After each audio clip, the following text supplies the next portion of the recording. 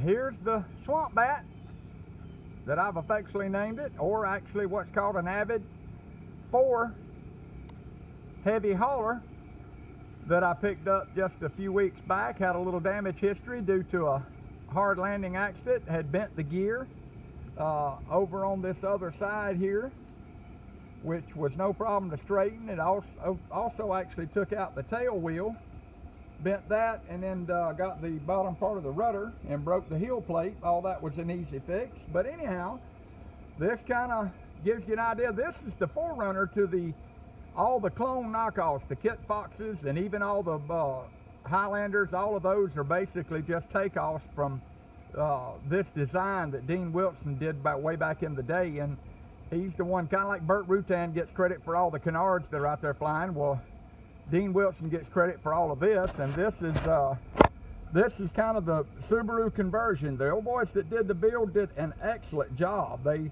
used aircraft grade practices everywhere, done just a fantastic job on the conversion.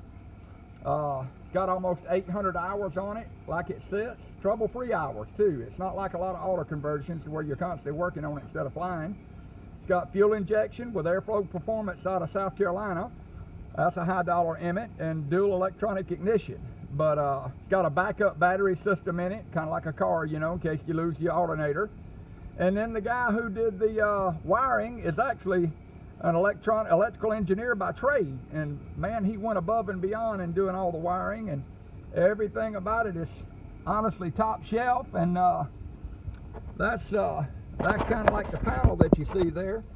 And gives you an idea what it looks like.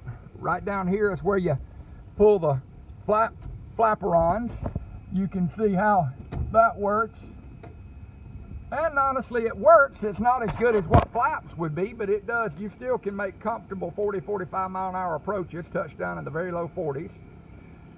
Got two 14-gallon wing tanks. Now, the wing tank on the right side, a lot of these old Avids and even Kit Foxes that had the fiberglass tanks developed leaks in the tank.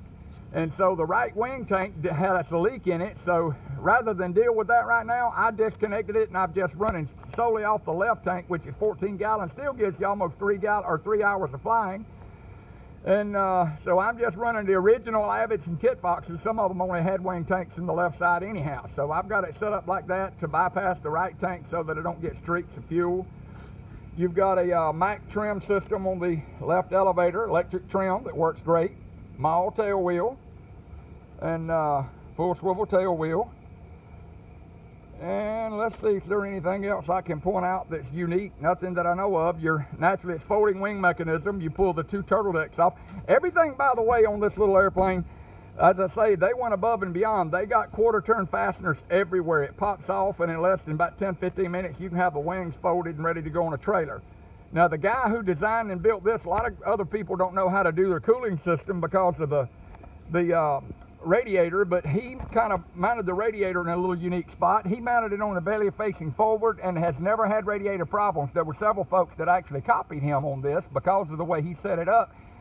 But the cooling, I've got almost 12, 13 hours on it now, and the cooling never gets over about 180, which is exactly where you want it. But anyhow, that's the Avid heavy hauler, or as I say affectionately known, the swamp bat.